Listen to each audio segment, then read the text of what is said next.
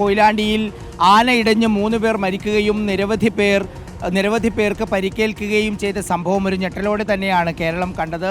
സമീപകാലത്തൊന്നുമില്ലാത്ത രീതിയിലുള്ള ഒരു സംഭവമാണ് അവിടെ അരങ്ങേറുകയും ചെയ്തത്. അതിൽ ഒരു നിർണായക വാർത്തയുമായിട്ടാണ് ഇന്ന് ഞങ്ങൾ പ്രേക്ഷകരുടെ മുന്നിലേക്ക് എത്തുന്നത്. അതായത് അന്വേഷിച്ച് അന്തിമ റിപ്പോർട്ട് സമർപ്പിക്കാൻ വനം മന്ത്രി സോഷ്യൽ ഫോറസ്ട്രിക്ക് നിർദ്ദേശം നൽകിയിരുന്നു. അതിൻ്റെ അടിസ്ഥാനത്തിൽ വനം കൺസർവേറ്റർ സോഷ്യൽ ഫോറസ്ട്രി ആർ കീർത്തി IFS മന്ത്രിക്ക് റിപ്പോർട്ട് സമർപ്പിച്ചിരിക്കുകയാണ്.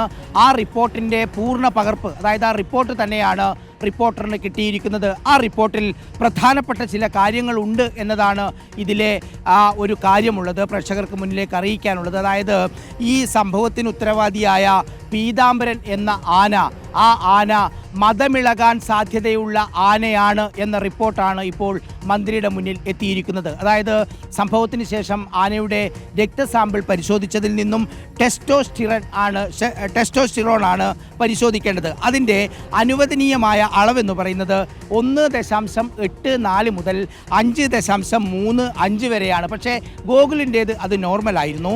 പക്ഷേ പീതാംബരൻ്റെ ടെസ്റ്റോസ്റ്റിറോൺ അളവെന്ന് പറയുന്നത് അത് 15-ന് മുകളിലായിരുന്നു. അതുകൊണ്ടാണ് ആ നിഗമനത്തിലേക്ക് ഈ റിപ്പോർട്ട് എത്തിയത്. ചീഫ് വെറ്റിനറി ഓഫീസർ കൊടുത്ത റിപ്പോർട്ടിലും ഇക്കാര്യം സൂചിപ്പിക്കുന്നുണ്ട്. പക്ഷേ മതപ്പാടുണ്ടോ എന്ന് അറിയണമെങ്കിൽ അതിൻ്റെ ഫിസിക്കലായിട്ടുള്ള കാര്യങ്ങൾ കൂടി പരിശോധിക്കേണ്ടതുണ്ട് എന്നാണ് ചീഫ് വെറ്റിനറി ഓഫീസറുടെ റിപ്പോർട്ടിലുള്ളത്. പക്ഷേ അന്തിമ റിപ്പോർട്ട് പരിശോധിക്കുന്ന സമയത്ത് അത് മതമിളകാൻ സാധ്യതയുള്ള ആനയായിരുന്നു എന്നുള്ളതാണ് അതിലെ ഏറ്റവും പ്രധാനപ്പെട്ട കാര്യമുള്ളത്. ഇതിൽ ഒരുപാട് മാർഗനിർദ്ദേശങ്ങളുണ്ട്, പ്രധാനപ്പെട്ടതുണ്ട്. അതൊന്നും നമുക്ക് ചുരുക്കി പറയാം അരുൺ. അതായത് 3 പേരാണ് സംഭവത്തിൽ കൊല്ലപ്പെട്ടത്. ആനയെ അനുവദിക്കുമ്പോൾ ദൂരപരിധി നിശ്ചയിച്ചു. ആ ദൃശ്യങ്ങളിൽ, അതായത് ആദ്യഘട്ടങ്ങളിൽ ദൃശ്യത്തിൽ ദൂരപരിധി കാണിച്ചത് വ്യക്തമായിരുന്നു. പക്ഷേ ആനകളുടെ അടുത്ത് വെച്ച് പടക്കം പൊട്ടിച്ചു. പീതാംബരൻ മുന്നിലും ഗോകുൽ ആന പിറകിലുമായിരുന്നു. ആദ്യഘട്ടത്തിൽ നിശ്ചിത ദൂരത്തിലായിരുന്നു. ഗോകുൽ പീതാംബരൻ്റെ മുന്നിൽ വന്നു. അതോടെ പീതാംബരൻ ഗോകുൽ ആനയെ കുത്തി. ഇതോടെ കെട്ടിടം തകർന്നു വീണ് 3 പേർ മരിച്ചു. അപ്പോഴും പടക്കം പൊട്ടുന്നുണ്ടായിരുന്നു. ആനയുടെ കാലുകൾ ചങ്ങലക്കിട്ടിരുന്നില്ല. പടക്കം അലക്ഷ്യമായാണ് അടുത്ത് പൊട്ടിച്ചത്. പീതാംബരൻ പടക്കം പൊട്ടിച്ചാൽ പരിഭ്രാന്തനാകും എന്ന കാര്യം പാപ്പാൻ നേരത്തെ തന്നെ ക്ഷേത്ര കമ്മിറ്റിയെ അറിയിച്ചിരുന്നു എന്ന ഗുരുതരമായ ഒരു കണ്ടെത്തലും ഈ റിപ്പോർട്ടിലുണ്ട് എന്നുള്ളതാണ്. അതുകൊണ്ട് ആനയെ ശരിക്ക് കെട്ടാൻ പറഞ്ഞിരുന്നു. ഗുരുവായൂർ പീതാംബരൻ മറ്റ് ആനകളെയും മുമ്പ് ആക്രമിച്ചിട്ടുണ്ട് എന്നും റിപ്പോർട്ടിൽ പറയുന്നുണ്ട് അരുൺ. 2 ആനകളുടെയും രക്തസാമ്പിൾ പരിശോധിച്ചു.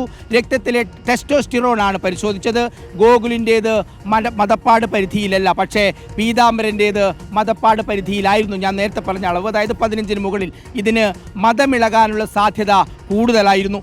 ആനയും ആളുകളും തമ്മിലുള്ള അകലം കുറഞ്ഞു. ഇത് അപകടത്തിൻ്റെ വ്യാപ്തി കൂട്ടി.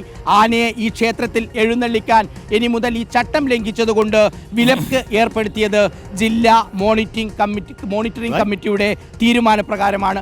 ആന എഴുന്നള്ളിപ്പിനുള്ള മാർഗനിർദ്ദേശങ്ങളും പറയുന്നുണ്ട് അരുൺ. അതായത് വനം വകുപ്പ് പറയുന്ന സുരക്ഷിത അകലം പാലിക്കണം, ആനകളുടെ സാന്നിധ്യത്തിൽ പടക്കം പൊട്ടിക്കരുത്, വനം, പോലീസ്, ഫയർഫോഴ്സ് എന്നിവയുടെ ഉപസമിതി ഉണ്ടായിരിക്കണം. ഈ ഉപസമിതിയുടെ നിർദ്ദേശത്തിനനുസരിച്ചായിരിക്കണം ആന എഴുന്നള്ളത്ത്.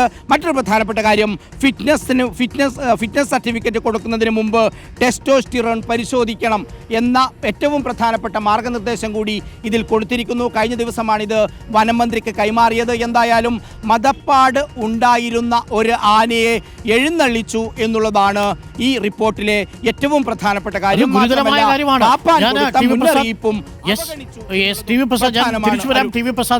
പ്രസാദ് തുടരണം. വളരെ പ്രധാനപ്പെട്ട ഒരു വാർത്തയാണ്.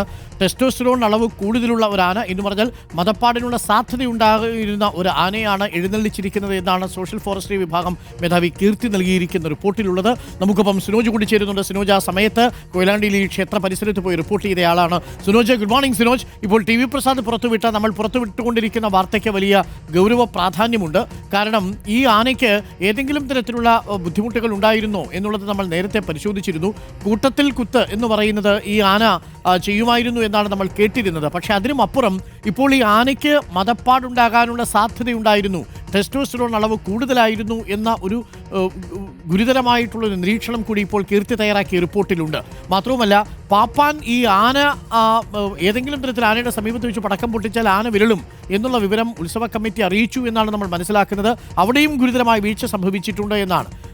എന്താണ് നമ്മൾ മനസ്സിലാക്കേണ്ടത്? ഈ കാര്യത്തിലൊരു വീഴ്ച സംഭവിച്ചിട്ടുണ്ടോ ഉത്സവ കമ്മിറ്റിക്കും ഒപ്പം ഈ ഗുരുവായൂർ ദേവസ്വം ബോർഡിനും?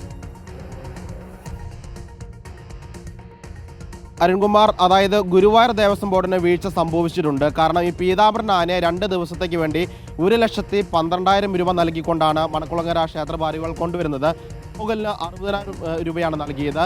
പീതാംബരനെ ലേലം വിളിച്ചാണ് കൊണ്ടുവന്നത്. അതായത് ഇതേ ദിവസം തന്നെ മറ്റ് ക്ഷേത്ര ഭാരവാഹികളും പീതാംബരന് വേണ്ടി അവിടെ ചെന്നിരുന്നു. അതുകൊണ്ടാണ് ലേലം വിളിച്ച് കൊണ്ടുവന്നത്. അങ്ങനെ ലേലം വിളിച്ച് തുക ബാങ്ക് വഴി ഗുരുവായൂർ ദേവസ്വം ബോർഡിന് നൽകിയ ശേഷമാണ് ആനയെ കൊണ്ടുവരുന്നത്. ആ സമയത്ത് തന്നെ ആനയുടെ ഫിറ്റ്നസ് സർട്ടിഫിക്കറ്റ് ഗുരുവായൂർ ദേവസ്വം ബോർഡിൻ്റെ ഡോക്ടർമാർ നൽകും. ആ ഫിറ്റ്നസ് സർട്ടിഫിക്കറ്റ് കോഴിക്കോട് വനംവകുപ്പിന് നൽകിയ ശേഷം മാത്രമാണ് ആനയെ ക്ഷേത്ര ഭാരവാഹികൾ കൊണ്ടുവന്നിട്ടുള്ളത്. അങ്ങനെ കൊണ്ടുവന്ന് അന്ന് തന്നെ ശീവേലിക്ക് കൂടി ഈ 2 ആനകളെ എഴുന്നള്ളിപ്പിന് വേണ്ടി ഉപയോഗിച്ചിരുന്നു. അന്നൊന്നും തന്നെ ഈ പ്രശ്നങ്ങൾ ഉണ്ടായിരുന്നില്ല. പക്ഷേ നമ്മൾ പുറത്തുവിട്ട ദൃശ്യം വനംവകുപ്പ് പരിശോധിച്ചു റിപ്പോർട്ട് തയ്യാറാക്കിയിരിക്കുന്നു. അതായത് തുടക്കത്തിൽ 2 ആനകളും അകലം പാലിച്ചിരുന്നു. പീതാംബരം മുന്നിലും ഗോകുൽ പുറകിലുമായിട്ട് എഴുന്നള്ളിപ്പിന് വേണ്ടി പോകുന്നു. പെട്ടെന്ന് പീതാംബരൻ നിൽക്കുന്നു. ഗോകുൽ പക്ഷെ നിൽക്കുന്നില്ല. നടന്ന് കയറി ഇടതുവശത്ത് വന്ന് നിൽക്കുന്നു. ആ സമയത്താണ് പീതാംബരൻ ഗോകുലിനെ കുത്തുന്നത്. അത് എന്തുകൊണ്ട് കുത്തി എന്നാണ് കണ്ടെത്തേണ്ടത്. അതായത് അവിടെ റോഡിലാണ് പടക്കം പൊട്ടിച്ചത്. ക്ഷേത്ര ഭാരവാഹികൾക്ക് വീഴ്ച വന്നു എന്ന് പറയുന്നത് പടക്കം പൊട്ടിച്ചതിലാണ്. പക്ഷേ ക്ഷേത്ര ഭാരവാഹികളല്ല പടക്കം പൊട്ടിച്ചത്. വരവ് റോഡിലൂടെ വരുന്നുണ്ടായിരുന്നു. പല സംഘങ്ങളായി ചെറുപ്പക്കാർ പല ടീമുകളായി തിരിഞ്ഞ് വരവ് ആ ക്ഷേത്രത്തിലേക്ക് വരുന്നുണ്ടായിരുന്നു. അത് ഈ ക്ഷേത്ര ഭാരവാഹികളുടെയോ അല്ലെങ്കിൽ സംഘടനയുടെയോ നേതൃത്വത്തിലുള്ള ടീമുകളല്ല. ആ വരവ് വരുന്ന ആളുകൾ റോഡിൽ നിന്ന് പടക്കം പൊട്ടിച്ചു.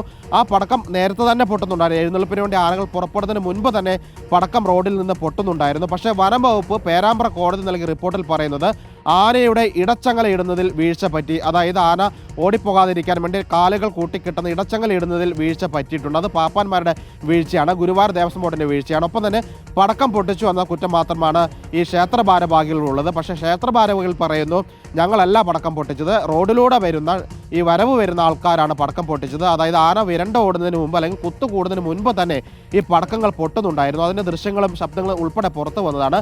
ആന അവിടുന്ന് പുറപ്പെടുന്നതിന് മുൻപ് തന്നെ പടക്കം പൊട്ടുന്നുണ്ടായിരുന്നു. ഏത് ആനയായാലും ആനയുടെ അടുത്ത് വെച്ച് പടക്കം പൊട്ടിച്ചു കഴിഞ്ഞാൽ ആന വിരണ്ട ഓടാനുള്ള സാധ്യതയുണ്ട്. പക്ഷേ ആ ക്ഷേത്ര പരിസരത്ത് പടക്കം പൊട്ടിച്ചില്ലെന്ന് ഇപ്പോഴും ക്ഷേത്ര ഭാരവാഹികൾ പറയുന്നുണ്ട്. പക്ഷേ വനംവകുപ്പ് പറയുന്ന പ്രാഥമിക റിപ്പോർട്ട് പ്രകാരം ആ പടക്കം പൊട്ടിച്ചതും ഈ ആന വിരണ്ടോടാൻ കാരണമായി എന്ന് പറയുന്നുണ്ട്. പക്ഷേ ഏതായാലും ഈ അകലം പാലിക്കുന്നതിൽ അവസാന ഘട്ടത്തിൽ വീഴ്ച സംഭവിച്ചിട്ടുണ്ട്. കാരണം തുടക്കത്തിൽ 2 ആനകളും കൃത്യമായി അകലം പാലിച്ചു പോകുന്നു.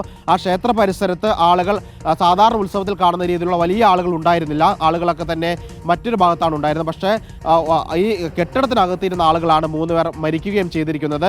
ഈ പീതാംബരൻ ആന അവിടെ നിന്നിട്ടും എന്തുകൊണ്ട് ഗോകുൽ ആന നടന്ന് അവിടെ ഇടതുവശത്ത് വന്ന് നിന്നു എന്ന ചോദ്യത്തിന് യാതൊരു ഉത്തരവും വനംവകുപ്പ് ഇതുവരെ കണ്ടുപിടിച്ചിട്ടില്ല. അത് ആ പീതാംബരൻ ആനയുടെ ഒപ്പം തന്നെ ഗോകുൽ ആനയുടെയും ആനപ്പാപ്പന്മാരുടെ മൊഴി എടുത്താൽ മാത്രമേ എന്തുകൊണ്ട് ആ 2 ആനകൾ അവിടെ നിന്നു ആ കുത്തുകൂടുന്ന സാഹചര്യം ഉണ്ടായെന്ന് അറിയണമെങ്കിൽ ആനപ്പാപ്പന്മാരുടെ മാത്രം ചോദിക്കേണ്ടതാണ്. വളരെ പ്രധാനപ്പെട്ട കാര്യമാണ്. നമുക്ക് ആ ആനപ്പാപ്പന്മാരുടെ പ്രതികരണം കൂടി തേടാവുന്നതാണ് എന്ന് തോന്നുന്നു. ടി വി പ്രസാദിലേക്ക് ഒരിക്കൽ കൂടി വന്നാൽ, ടി വി പ്രസാദ്, ഒരു പ്രേക്ഷകൻ ഇപ്പോൾ പറയുന്നത് ഈ ആന 5 കൊല്ലം മുമ്പ് ആനയോട്ടം നടക്കുമ്പോൾ ടാങ്കർ ലോറി മറിച്ചിട്ട് ഓടിയ ചരിത്രവുമുണ്ട് എന്ന് പറയപ്പെടുന്നു. അത് നമുക്കറിയില്ല, ഇതൊരു പ്രേക്ഷകൻ പറയുന്നത് മാത്രമാണ്.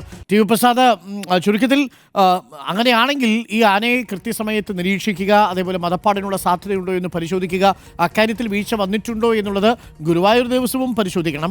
പാപ്പാൻ ഇങ്ങനെ പറഞ്ഞതായിട്ട് മൊഴിയിലുള്ള സാഹചര്യത്തിൽ, റിപ്പോർട്ടിലുള്ള സാഹചര്യത്തിൽ അക്കാര്യം ഈ ഉത്സവ കമ്മിറ്റിയും പരിശോധിക്കേണ്ടതാണ്, അല്ലേ ടി വി പ്രസാദ്?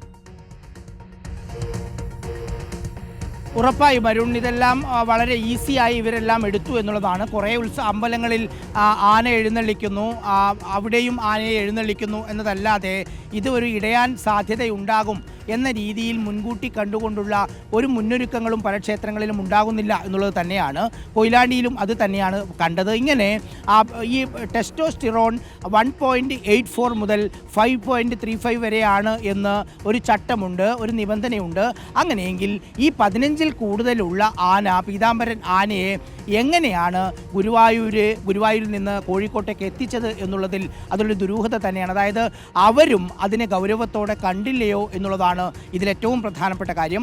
അങ്ങനെയെങ്കിൽ ഇങ്ങനൊരു പ്രശ്നം പീതാംബരൻ ആനയ്ക്ക് ഉണ്ടായിരുന്നുവെങ്കിൽ അത് ഒഴിവാക്കാമായിരുന്നു. അതായത് ആ ചീഫ് വെറ്റിനറി ഓഫീസർ പറഞ്ഞ റിപ്പോർട്ട് പ്രകാരം അതാണ് പരിധി. ഞാൻ നേരത്തെ പറഞ്ഞ 1.84 മുതൽ 5.35 5.54 ഇതാണ് അവരുടെ പരിധി. അതിൽ കൂടുതൽ ഒരു ആനയ്ക്ക് ഈ പറയുന്ന ടെസ്റ്റോസ്റ്ററോൺ കാണിക്കുന്നുവെങ്കിൽ സ്വാഭാവികമായി ഒരു കാരണവശാലും അതിനെ ഗുരുവായൂരിൽ നിന്ന് കോഴിക്കോട്ടേക്ക് കൊണ്ടുവരാൻ പാടില്ലായിരുന്നു എന്നുള്ളതാണ്. ബാക്കി കാര്യങ്ങൾ, അതായത് ഈ മാർഗനിർദ്ദേശങ്ങളിൽ ഇനിയിപ്പോൾ ഫിറ്റ്നസ് കൊടുക്കുന്ന സമയത്ത് ടെസ്റ്റോസ്റ്ററോൺ പരിശോധന അത് നിർബന്ധമാക്കുന്നു, ഉപസമിതികൾ നിർബന്ധമാക്കുന്നു. എന്തായാലും ഇനിയെങ്കിലും ഒരു അപകടം ഇല്ലാതിരിക്കാനുള്ള മുൻകരുതൽ ഈ അന്വേഷണ റിപ്പോർട്ടിന്റെ ഭാഗമായിട്ടെങ്കിലും ഉണ്ടാകും എന്ന് നമുക്ക് പ്രതീക്ഷിക്കാം. Okay, thank you TV. Prasad, thank you Sunil Thomas. അപ്പോൾ ഇക്കാര്യത്തിലൊക്കെ അധികൃതർ വേണ്ട നടപടി സ്വീകരിക്കുമെന്നാണ് നമ്മുടെ പ്രതീക്ഷ. ആനയെ ഇനിയെങ്കിലും എഴുന്നള്ളിക്കാൻ കൊടുക്കുമ്പോൾ സാധാരണ രീതിയിൽ മദപ്പാടിൻ്റെ ശാരീരിക ലക്ഷണങ്ങളുണ്ടോ എന്നതായിരിക്കും പരിശോധിക്കുക. പക്ഷേ ടെസ്റ്റോസ്റ്ററോണിൻ്റെ അളവ് കൂടി പരിശോധിക്കേണ്ടതുണ്ട് എന്നാണ് നമ്മൾ മനസ്സിലാക്കുന്നത്. അങ്ങനെയാണെങ്കിൽ മാത്രമേ നമുക്ക് കൂടുതൽ സുരക്ഷിതമായി ഇത്തരം ഉത്സവങ്ങളൊക്കെ നടത്താൻ സാധിക്കൂ. ആനയെ എഴുന്നള്ളിപ്പിക്കണോ എന്നുള്ളത് അത്ര ആചാരപരമല്ലെങ്കിൽ ഉത്സവ കമ്മിറ്റികൾ ശ്രദ്ധിക്കേണ്ടതാണ് എന്നുകൂടി ഇടയ്ക്ക് സൂചിപ്പിച്ചു കൊള്ളട്ടെ. ആനയോടുള്ള നമുക്കുടെ ഇഷ്ടം ആന വന്നൊരു അപകടമുണ്ടാക്കുന്നൊരവസ്ഥയിലേക്ക് പോകാൻ പാടില്ലല്ലോ.